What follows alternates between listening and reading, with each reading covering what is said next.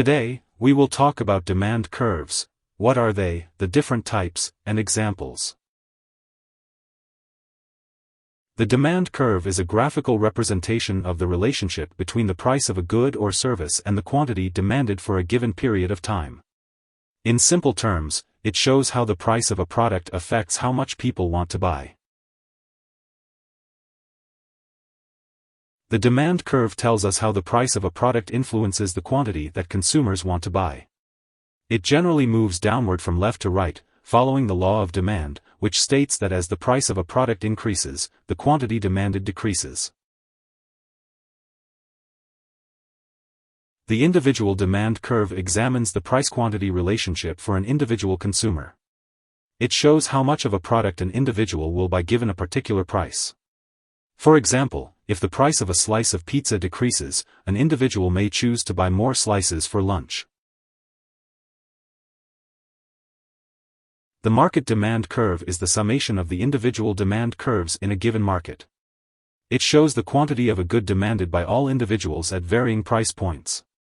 This curve doesn't outline what consumers want, but rather depicts the goods and services they'll buy if they have the purchasing power to do so. Demand elasticity measures how demand shifts when economic factors change. When demand remains constant regardless of price changes, it is called inelasticity. The degree to which rising price translates into falling demand is called demand elasticity or price elasticity of demand.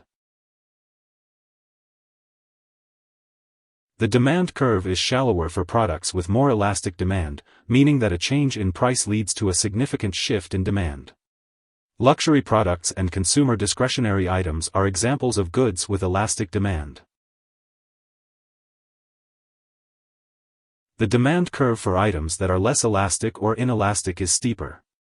These are generally necessities for which there are few, if any, substitutes. Examples include utilities, prescription drugs, and tobacco products. If a factor besides price or quantity changes, a new demand curve needs to be drawn.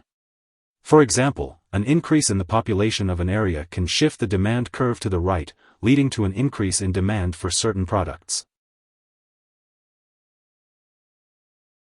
There are some exceptions to the relationship that exists between prices of goods and demand, including Giffen goods and Veblen goods.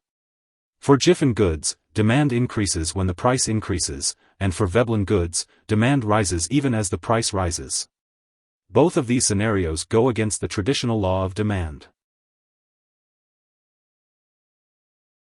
A demand curve shows the relationship between the price of a good and the quantity demanded, while a supply curve shows the relationship between the price of a good and the quantity supplied. Both curves are used to understand market behavior and the interaction of supply and demand in setting prices. The demand curve generally slopes downward from left to right, illustrating that as the price of a good rises, the demand for it falls. However, there are exceptions to this rule, such as for Giffen goods and Veblen goods. In conclusion, the demand curve is a valuable tool for understanding how the price of a good affects the quantity that consumers want to buy. It provides insights into consumer behavior and purchasing trends in different markets. Here are 5 key takeaways. 1. A demand curve is a graph that shows the relationship between the price of a good or service and the quantity demanded within a specified time frame. 2. Demand curves can be used to understand the price-quantity relationship for consumers in a particular market, such as corn or soybeans. 3. The demand curve generally slopes down from left to right, due to the law of demand, while the quantity demanded drops as the price rises for the majority of goods. 4. Changes in factors besides price and quantity can shift a demand curve to the right or left. 5. There are some exceptions to the relationship between price and demand, including Giffen goods and Veblen goods. Hope this would help. Thanks for watching.